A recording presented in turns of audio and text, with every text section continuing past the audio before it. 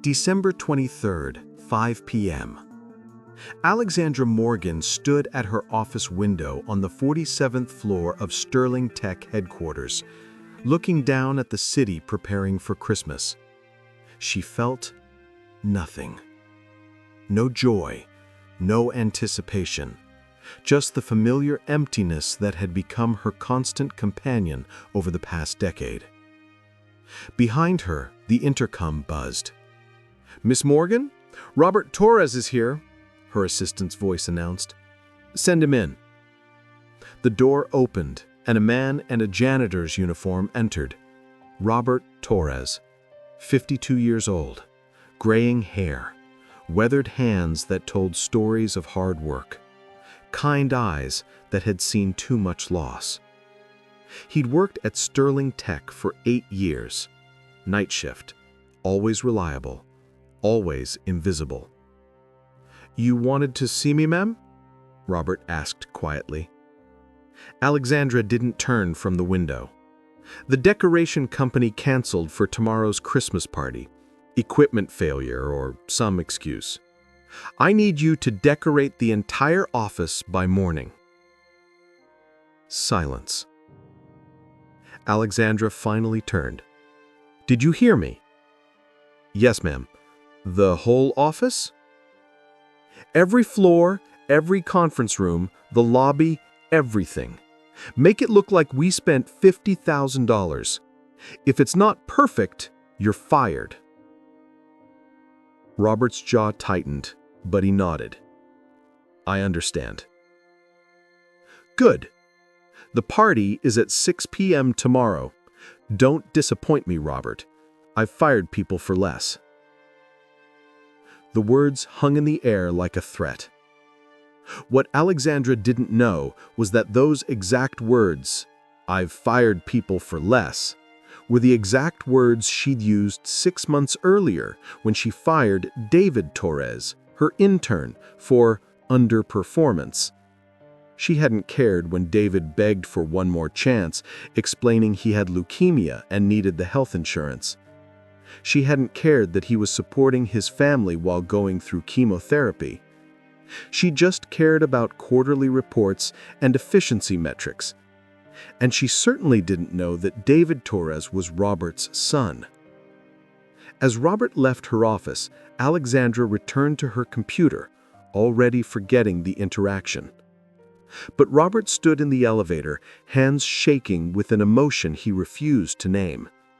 He thought about David, currently in remission, working 2 part-time jobs without health insurance because no one would hire a liability. He thought about his late wife, Maria, who'd always said, "When someone treats you with cruelty, you have 2 choices: become cruel yourself or choose love." Robert pressed the button for the basement where his supplies were kept. He had 18 hours to complete an impossible task for the woman who had destroyed his son's life. And he had to decide, revenge or redemption. What Robert created in those 18 hours would change both their lives forever. David Torres sat in Alexandra Morgan's office, trying not to shake. 23 years old, bright, hardworking, and terrified. "Your performance has been unacceptable," Alexandra said, not looking up from her tablet. "Multiple absences, missed deadlines, lack of focus. Miss Morgan, I can explain. I'm not interested in excuses. Sterling Tech doesn't tolerate mediocrity." "Please," David's voice cracked. "I have leukemia. The absences were for chemotherapy. I'm doing my best." "Your best isn't good enough." Alexandra finally looked at him, her expression cold. "This is a business, Mr. Torres, not a charity. If you can't perform, I need someone who can." "I need this job. The health insurance—" "Should have thought about that before you got sick." The words hit David like a physical blow. "Miss Morgan, please, my family." "Security will escort you out. You have 30 minutes to clear your desk." David stood, legs weak. I've never asked for special treatment. I just needed understanding. And I need employees who can do their jobs. We're done here." As David left, trying to hold back tears, he passed his father in the hallway. Robert was mopping the floor, headphones in, unaware his son had just been destroyed. David didn't tell him, couldn't. His father worked so hard already, taking the night shift so he could be home with David during the day when he was too sick to be alone. So David walked out of Sterling Tech with his box of belongings, got on the bus, and cried alone. That night, Robert came home at 7 a.m. to find David on the couch, clearly devastated. "What happened?" "Nothing, Dad. Just a bad day." "Don't lie to me, mijo." David broke down. "She fired me. Miss Morgan said I wasn't good enough. Said she doesn't run a charity." Your hands clenched into fists. The rage that flooded through him was primal, protective, overwhelming. "I'm going to talk to her." "No, Dad, please." "It won't change anything. It'll just make it worse. She can't treat you like that. You're sick. You have rights." "I'm a probationary intern. I have no rights." David's voice was hollow. "And even if I did, she's a billionaire CEO. What am I going to do? Sue her? With what money?" Robert pulled his son into his arms, feeling helpless for the first time since Maria died. Over the next weeks, Robert saw David struggle, watched him apply for jobs and get rejected because of his medical history, watched him ration his medication because he couldn't afford it without insurance. And every night, Robert went to work at Sterling Tech, cleaning the floors where his son had been humiliated, fighting the anger that threatened to consume him. Until one night, he found a note in David's handwriting on the kitchen table. "Dad, I know you're angry at Miss Morgan. I am too. But Mom used to say that anger is a poison that hurts the person carrying it more than the person it's aimed at. Choose love, Dad. Even when it's hard, especially when it's hard. That's what makes us different from people like her. Love you, D." Robert read the note 3 times, tears streaming down his face. His son, fighting cancer, struggling to survive, treated with cruelty, was choosing forgiveness. Could he do the same? December 23rd, 6 p.m. Robert stood alone in the massive Sterling Tech lobby, looking at the task ahead of him. Decorate 47 floors, 5 conference rooms, 3 break rooms, the executive suite, the lobby. By morning, with no budget. He checked the supply closet. There were no decorations, no budget approval, nothing. Alexandra had given him an impossible task, knowing he would fail. It was a game to her, an excuse to fire him before Christmas so it wouldn't affect the quarterly budget. Robert should walk out, should quit with dignity intact. But he thought about David's note. Choose love, Dad. And he thought about Maria, who'd taught both of them that true character shows not in how you treat people who can help you, but in how you treat people who've hurt you. Robert pulled out his phone and called his daughter, Elena. "Dad, what's wrong?" "Nothing's wrong, mija. I need your help. Can you bring me all our recyclables? Cans, bottles, cardboard, old magazines, anything we can use for crafts?" "What? Why?" "I'll explain later. Just trust me. And Elena, bring David too. I need you both." 2 hours later, Elena, 28, nurse, single mother, and David arrived with boxes of recyclable materials. David looked thinner than he had 6 months ago, but his eyes were clearer. The chemo was working. "Dad, what is this?" David asked, staring at the empty lobby. "Your old boss gave me a task she expects me to fail, but I'm not going to fail." Robert met his son's eyes. "I'm going to show her what happens when you choose love over anger. For the next 12 hours, The Torres family transformed trash into art. Robert taught them his technique: aluminum cans crushed and shaped into silver stars, cardboard cut and painted into elaborate snowflakes, old magazines rolled into paper beads for garlands. Elena, artistic and creative, designed a massive Christmas tree from stacked boxes covered in green fabric and decorated with their handmade ornaments. But it was David who had the idea that would change everything. "Dad, we should make it personal, not just pretty." "What do you mean?" David pulled out his phone, scrolling through old work photos. "When I worked here, I took pictures of everyone. Birthdays, promotions, random Tuesday lunches. I was going to make a year-end montage for morale, but..." He trailed off, the memory of being fired still painful. "Show me," Robert said gently. David showed him hundreds of photos, employees laughing, celebrating small victories, being human. "We could print these," Elena suggested. "Make a memories wall, show everyone that they matter, that they're not just numbers." Robert looked at his children, his heart swelling with pride.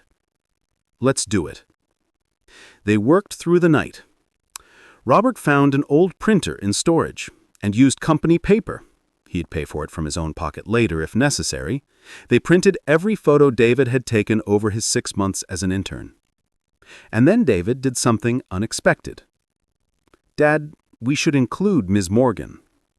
Robert froze. "What?" "She's human too, even if she forgot how to act like it." David pulled up a photo from a year ago. Alexandra at a company charity event, smiling genuinely while talking to an employee's child. "She wasn't always like this," David said quietly. "I researched her after she fired me. She used to be different. She built Sterling Tech from nothing, working 100-hour weeks. Her parents died in a car accident when she was 25. She had no one. So she built an empire instead of a family." Robert studied the photo. Alexandra looked younger, lighter, almost happy. "Why are you defending her?" Robert asked. "She destroyed you." "I'm not defending her. I'm understanding her. There's a difference." David met his father's eyes. "Mom taught us that hurt people hurt people. Ms. Morgan is buried under so much hurt, she forgot how to feel anything else." Elena added quietly, "We should include her anonymous donation." "What donation?" "Last year, my daughter Sophia needed surgery. The insurance denied coverage. I was terrified. I couldn't afford it.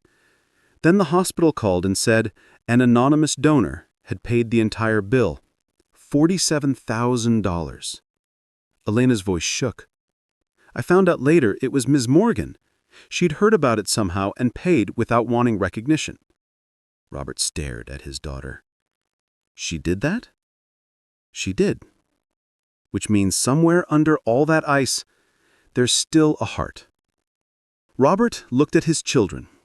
His son who'd been fired unjustly, his daughter who'd been saved anonymously by the same woman. "Okay," he said finally. "We include her. We include everyone. We show this company what it means to be a community, to remember the good in people, even when they've forgotten it themselves." They worked through the night, creating something that couldn't be bought. A Christmas miracle, made from trash and love. December 24th, 8 a.m. Alexandra arrived at Sterling Tech expecting to fire Robert Torres and get on with her day. Instead, she stepped into the lobby and froze. The entire space had been transformed. A 12-foot Christmas tree made from stacked boxes and green fabric dominated the center, decorated with handmade ornaments that caught the morning light like stained glass. Stars hung from the ceiling, hundreds of them, made from crushed aluminum cans, spinning slowly in the air conditioning, creating patterns of reflected light. Garlands of rolled magazine beads draped across walls, adding color without cost.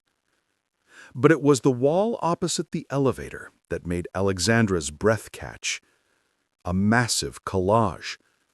Hundreds of Polaroid-style photos arranged in the shape of a Christmas tree, each one showing Sterling Tech employees throughout the year. Memories That Matter, 2024, read the banner across the top. Alexandra walked closer, almost in a trance. Each photo had a handwritten note beneath it. Jenny celebrated 10 years with us. Thank you for your dedication. Marcus became a father. Congratulations on baby Emma. Sarah beat breast cancer. You inspire us all. The IT team worked Christmas Eve last year to fix the server crash. Heroes. Every photo showed real moments, real people, real lives that Alexandra had been too busy to notice. And then she saw it. Near the center of the tree, a photo of herself. Alexandra stepped closer, her hands trembling. It was from a charity event a year ago. She was smiling, genuinely smiling, while talking to a little girl who was holding a toy donated by the company. The note beneath it read, Miss Morgan anonymously paid $47,000 for my granddaughter Sophia's surgery when insurance denied coverage. She asked for no recognition, no thanks. She just saved my baby's life. Thank you for reminding me that angels don't always have wings. By Elena T.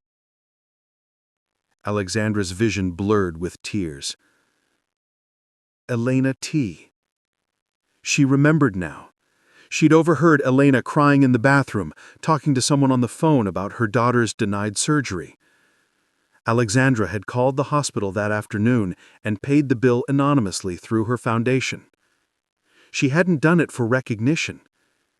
She'd done it because somewhere inside her frozen heart, she'd still felt something. And this janitor, this man she'd threatened to fire, had found out? Had honored it? Had included her in this wall of humanity? Why? It's beautiful, isn't it? Alexandra spun around. Robert stood behind her, still in his uniform, exhausted from working all night. You did this? Alexandra's voice was barely a whisper. My children helped, David and Elena. David? David Torres, your son? Yes. The intern I fired 6 months ago. Yes. Alexandra looked back at the wall, pieces clicking into place. You've known all along that I fired your son, that I destroyed his life, and you included me in this? You honored something I did?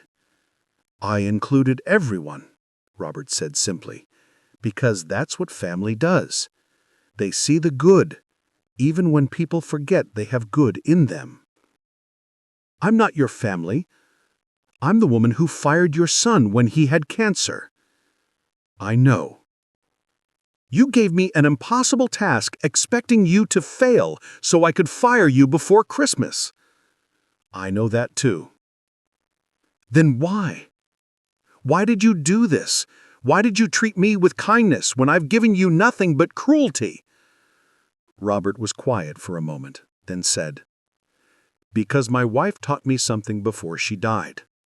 She said, Robert, you can't control how people treat you, but you can control who you become in response. Choose love even when it's hard, especially when it's hard. He gestured to the wall. My son repeated that advice to me when you fired him. Even after everything, he chose forgiveness. So I'm choosing it too. Alexandra sank onto a nearby bench, overwhelmed. I don't deserve this. I don't deserve your forgiveness. Maybe not. But forgiveness isn't about what people deserve. It's about what we choose to give anyway. Alexandra looked at her photo on the wall again, at the note about Elena's granddaughter. I'd forgotten about that. The surgery. I'd forgotten that I used to do things like that. When did I become so cold? I don't know your story, Robert said gently. But I know hurt when I see it. And you're carrying a lot of it. For the first time in 10 years, Alexandra Morgan began to tell the truth. I was 25 when my parents died, Alexander said, staring at the memories wall. Car accident. Drunk driver. They were on their way to see me graduate business school. Robert sat down beside her, listening. I'd built sterling tech from nothing, worked 100-hour weeks, sacrificed everything. I wanted to make them proud. Her voice cracked. They never got to see what I built. She wiped her eyes roughly. After they died, I threw myself into work. If I just worked hard enough, made enough money, built something big enough, maybe it would mean something. Maybe their sacrifice wouldn't be for nothing. But it was never enough, Robert said quietly. Never. I'd hit one milestone and immediately need the next. 1 billion wasn't enough. I needed 2 billion. 2 billion wasn't enough. I needed to be on Forbes lists, win industry awards, be interviewed on TV. Alexandra laughed bitterly. I became exactly what I'd always despised, someone who measures worth in money instead of meaning. What changed you? Robert asked. You used to care. The surgery for Elena's granddaughter. I found other instances too. Anonymous donations, helping employees in crisis. When did you stop? Alexander was quiet for a long moment. 3 years ago, I helped a young employee whose husband died suddenly, paid for the funeral, set up a trust for their kids, gave her a year of paid leave to grieve. She paused, and she sued me. Said I was using her tragedy for publicity, that I was manipulating her grief for PR. Robert winced. It wasn't true. I'd done everything anonymously. But she didn't believe that. She believed I was a ruthless CEO incapable of genuine kindness. And the media agreed with her. They wrote articles about how I was weaponizing charity for tax breaks and public image. Alexandra's hands clenched. The lawsuit was thrown out, but the damage was done. I realized that no matter what I did, people would always see me as the ice queen, so I became her. I stopped trying to be kind and just focused on what I was good at, making money. And your son? Robert asked gently. David mentioned you lost someone. Alexandra's face crumpled. Not my son. My chance at having one. I was pregnant. 8 months. A boy. Michael. I closed my eyes. I was working late. Of course I was working late. And I started bleeding. By the time I got to the hospital, he was gone. I'm so sorry. The doctor said it wasn't my fault, that these things happen. But I knew better. I'd worked through every warning sign, ignored every symptom, put business before my own child. Her voice was raw. So I promised myself I'd never let emotions compromise my judgment again. I became exactly what people accused me of being, ruthless, cold, efficient. She looked at Robert. When I fired your son, I knew he was sick. I knew he needed the insurance, but I told myself business was business, that I couldn't make exceptions for personal hardships or I'd have to make them for everyone. You were protecting yourself from feeling, from caring, from the possibility of failing someone again. Yes, and I became a monster in the process. They sat in silence for a moment, surrounded by the memories wall. Then Alexander said, I need to ask you something, and I need you to be honest. Okay. Why did you really include me in this wall? Was it to shame me? To show me what I've become? No, Robert shook his head. I included you because my son asked me to. David asked you to honor me after what I did to him? He said you'd forgotten who you were, that you needed someone to remember for you. Robert stood, gesturing to the wall. Every person here has good and bad in them, but we choose to remember the good, to honor the moments when people rise above their worst selves and do something kind, even if they forget they did it. David believes I can change? He believes everyone can, even you. Alexandra stood, facing Robert. I owe you an apology. And your son. And Elena. And every person I've treated like they were disposable. Apologies are a start, but they're just words. Then what do I do? How do I fix this? Robert looked at the memories wall. You start by seeing people again. Really seeing them. Not as employees or assets or problems to solve, but as humans with stories and struggles and hearts that break just like yours. Alexandra followed his gaze, looking at all the faces on the wall. I don't know if I remember how to do that. Then learn. It's not too late. Behind them, employees began arriving for the day, gasping in delight at the decorations. They gathered around the memories wall, finding their own photos, reading the notes, laughing and crying, and remembering that they were more than just their job titles. And Alexandra Morgan stood in the middle of it all, watching people be human, feeling something crack open inside her chest, something that felt terrifyingly like hope. December 24th, 4 p.m. Alexandra stood in her office, looking at the party itinerary on her desk. 6 p.m. Cocktails and appetizers, $15,000. 7 p.m. Sit-down dinner catered by Marcus LaRue, $30,000. 8 p.m. Open bar and dancing, $10,000. 9 p.m. Bonus announcements and speeches. 10 p.m. Close. Total cost? $75,000 for 3 hours of forced corporate cheer. Alexandra picked up her phone and called her assistant. Cancel the party. What? Ms. Morgan, people are already on their way. Cancel it. Send everyone home. Tell them they're still getting their bonuses, but the party is canceled. But the caterers, the venue. Pay them the cancellation fees. I don't care. Just cancel it. She hung up and walked out of her office. The building was full of employees admiring Robert's decorations, taking photos by the memories wall, sharing stories about the moments captured there. Alexandra found Robert in the break room, cleaning up the crafting supplies he'd used. I canceled the party, she said without preamble.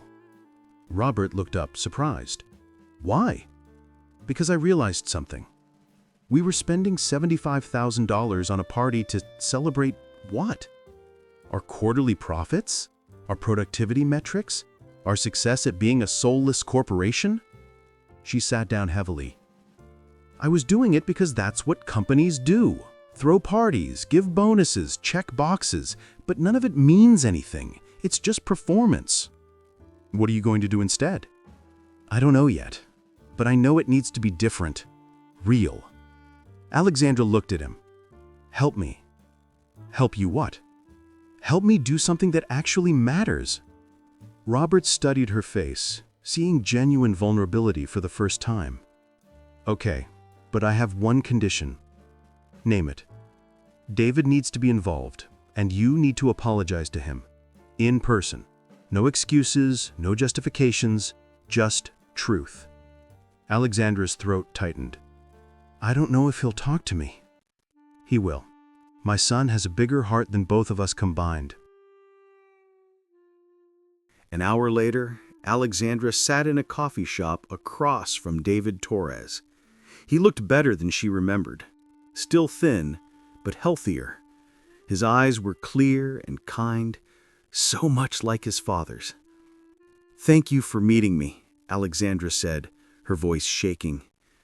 My dad asked me to come, so I came.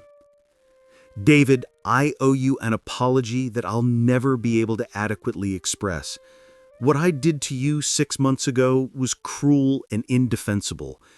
You were fighting for your life, and I punished you for being human. I am deeply, truly sorry." David was quiet for a moment. "Why did you do it?" "Because I'd convinced myself that business required ruthlessness, that caring about people was weakness, that if I made exceptions for personal struggles, I'd lose control of my company." She paused. "I was wrong. About all of it." "You were," David agreed. "But you know what hurt most? It wasn't getting fired. It was feeling invisible, like my life didn't matter, like I was disposable.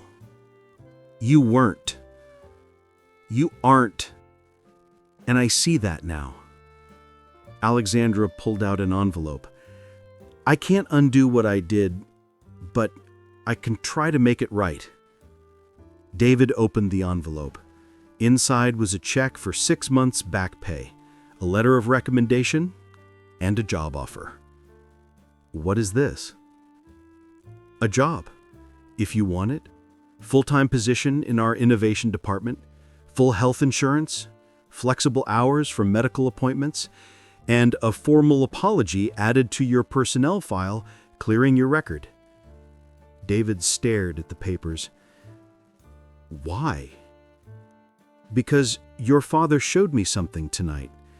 He showed me that choosing love in the face of cruelty is the bravest thing a person can do. He could have destroyed me, could have exposed my treatment of you, could have sued, gone to the media, ruined me." She met his eyes. "Instead, he created something beautiful. He reminded me and everyone in that building that we're human, that we matter, that our stories deserve to be remembered." "That sounds like my dad," David said with a small smile. "It sounds like you too. He told me you asked him to include me in the memories wall." "Why?" "Because holding on to anger was eating me alive. Every day I spent hating you was a day I wasn't healing. And I want to heal. I want to live." David looked at the job offer for a long moment. Then he looked at Alexandra, really looked at her and saw what his father had seen. A woman buried under decades of hurt, trying desperately to dig herself out. "Okay," he said finally. "I'll give you a chance. But I have one condition." "Anything. Whatever you're planning to do tonight, instead of that party, make it count. Make it mean something. Show everyone that this change is real." Alexandra smiled, genuinely smiled, for the first time in years. "I promise." December 24th, 6 p.m. Employees began arriving at Sterling Tech for the Christmas party, confused by the last-minute location change. Instead of the ballroom downtown, they'd been directed to the office building. As they entered the lobby, they found Alexandra standing by the memories wall. No fancy dress, no champagne, no catered dinner. Just their CEO, looking more human than they'd ever seen her, standing in front of a wall that celebrated their humanity. "Thank you all for coming," Alexandra said, her voice amplified by a simple microphone. "I know you expected champagne and a fancy dinner, but tonight we're doing something different." She gestured to the decorations. "As you can see, we had some help preparing for Christmas. Robert Torres, our night janitor, was given an impossible task last night. And instead of failing, he created something that reminded me what this company was supposed to be about." Alexandra paused, gathering courage. "I've spent the last decade building Sterling Tech into a financial success. But in the process, I forgot the most important thing: the people who made that success possible. You're not assets on a spreadsheet.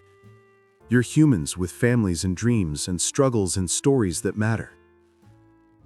She pointed to the memories wall. This wall shows moments I was too busy to notice. Birthdays, promotions, battles won, lives changed. And it made me realize that true success isn't measured in profits. It's measured in the lives we touch, the kindness we show, the community we build. Alexandra's voice shook. So tonight, instead of a corporate party, I'm announcing something different. The $75,000 budgeted for tonight's party is being donated to Children's Hospital Oncology Department in honor of David Torres and every family fighting battles we can't see. The room erupted in applause. But Alexandra wasn't done. That's not all. Starting January 1st, Sterling Tech is implementing new policies: flexible work hours for anyone with medical needs, extended paid leave for family emergencies, an employee hardship fund for unexpected crises, and mandatory unconscious bias training for all management, starting with me. She looked directly at David, who was standing with his father. Because a young man I treated with cruelty taught me something tonight. He taught me that choosing love over anger is the bravest thing we can do. And I want Sterling Tech to be a place where we choose love, every day, even when it's hard. Elena stepped forward, holding her daughter Sophia, 3, wearing a Christmas dress. Ms. Morgan, Sophia wanted to give you something. The little girl walked up to Alexandra, holding a handmade ornament, a star made from paper and glitter. "Thank you for making me better," Sophia said in a small voice. Alexandra knelt down, tears streaming down her face. "You made me better, Sophia. You and your family reminded me what really matters." She hung Sophia's star on the cardboard Christmas tree right at the top. Then she turned to Robert. "Robert Torres, I gave you an impossible task expecting you to fail. Instead, you created a miracle. You took trash and turned it into art. You took cruelty and responded with kindness. You took rejection and chose forgiveness." She pulled out an envelope. "Effective immediately, you're promoted to Director of Facilities and Workplace Culture. Your new job is to make sure this company never forgets that people matter more than profits. Will you accept?" Robert looked at his children, at Elena holding Sophia, at David smiling with tears in his eyes. "On one condition." "Name it." "David is my assistant director. We do this together." Alexandra laughed, a real, genuine laugh that surprised everyone, including herself. "Deal." The room erupted in applause again. But this time, it wasn't polite corporate clapping. It was real joy, real celebration, real community. Someone started singing Silent Night. Others joined in. The acoustics of the lobby turned the simple carol into something holy. And Alexandra Morgan stood in the middle of it all, surrounded by people she'd finally learned to see, feeling something she hadn't felt in 10 years. She felt like she belonged. December 25th, 10 a.m. Alexandra arrived at the Torres family apartment carrying bags of gifts and a lump in her throat. Elena opened the door, surprised. "Miss Morgan? Please, call me Alexandra." She held up the bags. "I wasn't sure what to bring, so I brought too much. I hope that's okay." Elena smiled. "Come in. Dad's making tamales. It's a family tradition." Inside the small apartment, Alexandra found Robert in the kitchen, teaching David and Sophia how to spread masa on corn husks. "You fold it like this, see?" Robert demonstrated, his hands moving with practiced ease. "Mine looks like a burrito," David laughed. That's okay. Ugly tamales taste just as good. Alexandra watched them, something twisting in her chest. This family had so little in material terms, but they had everything that mattered. Miss Morgan, Sophia ran up and grabbed her hand. Want to help? I don't know how to make tamales. That's okay. Uncle David doesn't either, and Dad lets him try. Hey, David protested, grinning. Alexandra found herself pulled into the kitchen, handed an apron, and given a lesson in tamale making by a 3-year-old. She was terrible at it. Her tamales were lopsided and overstuffed, but no one cared. They laughed and cooked and told stories, and for the first time since her parents died, Alexandra felt like she was part of a family. Later, after they'd eaten, Alexandra's tamales were indeed ugly but delicious. Robert found her standing by the window looking at the city. Thank you for coming. You didn't have to. I wanted to, if that's okay. More than okay. Robert stood beside her. You know, last night I was prepared to hate you forever. I'd worked myself up for it, convinced myself that you deserved my rage. I did deserve it. Maybe. But my son asked me to choose love instead. And I'm glad I listened. He looked at Alexandra. You're trying. That's all anyone can ask. I have a long way to go. We all do. That's what makes us human. They stood in comfortable silence for a moment. Then Alexandra said quietly, I lost a son once, 8 months pregnant. I never got to hold him, never got to teach him anything, never got to see who he'd become. I'm sorry, Robert said gently. So am I. But being here with your family, watching you teach your children how to make tamales and choose forgiveness and create beauty from trash, her voice broke. It helps. It helps me remember that even though I lost my chance at being a mother, I can still learn from people who do it right. Robert put a hand on her shoulder. You're welcome here anytime. This family has room for people who are trying to be better. Even people who were cruel? Especially people who were cruel, because they need the most help finding their way back. Alexandra stood in front of the Sterling Tech Town Hall, looking at 200 employees. Behind her was a new permanent installation, an expanded version of Robert's Memories Wall, updated monthly with new photos and stories.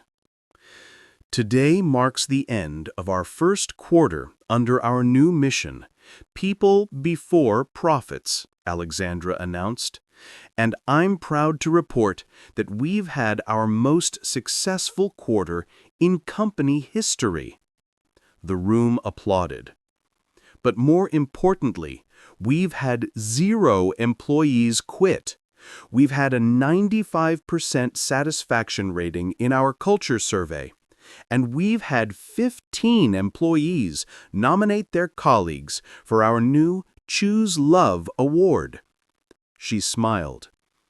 This award, suggested by David Torres, goes to employees who respond to difficulty with kindness, who choose forgiveness over anger, who remind us what it means to be human.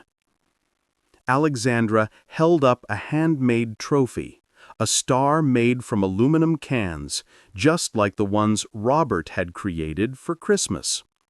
This month's winner is Marcus Peterson, who used his vacation days to cover shifts for a colleague whose father was dying. When asked why, Marcus said, "Because that's what family does." Marcus came up to accept the award emotional. After the town hall, Alexandra found Robert and David in the new Facilities and Culture office. "How's the new position?" she asked. "Exhausting," David admitted with a smile. "People have a lot of feelings." "Good feelings?" Alexandra asked hopefully. "Mostly.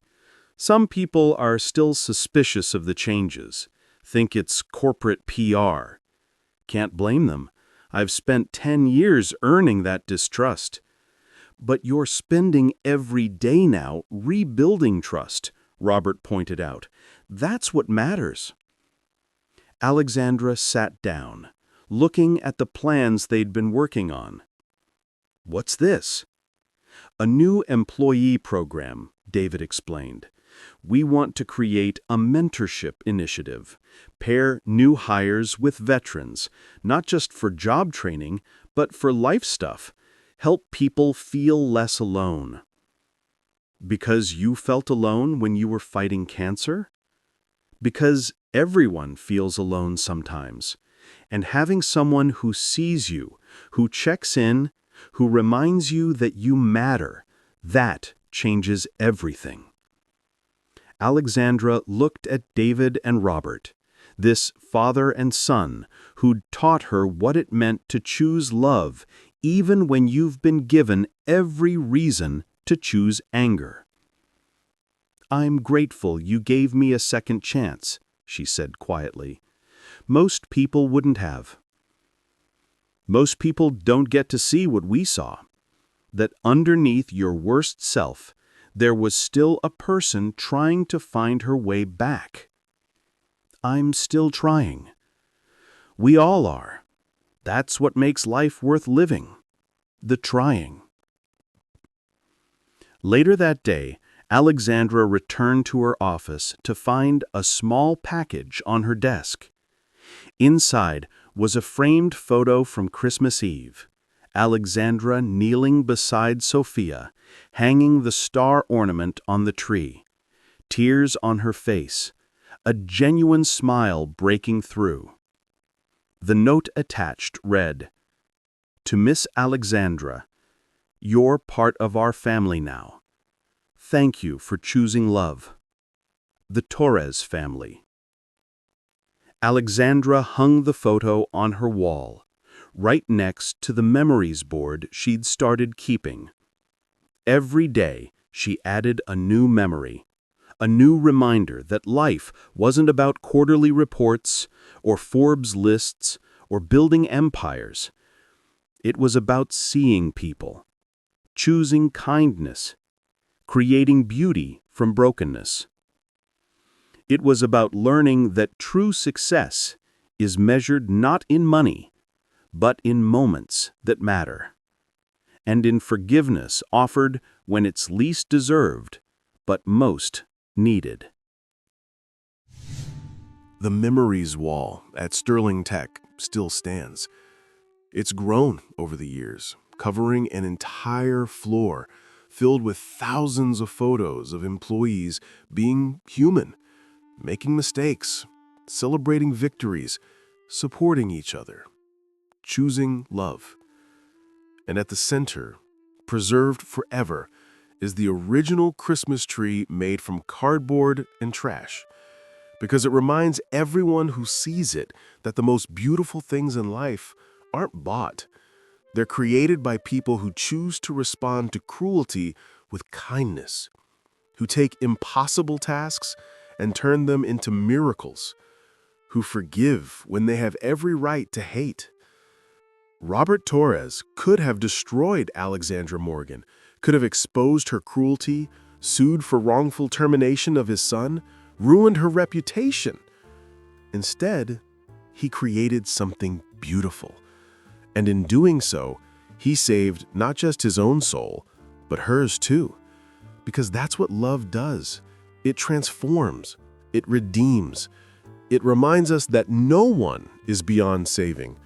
Not the CEO who forgot how to feel. Not the father who almost chose revenge. Not any of us when we lose our way.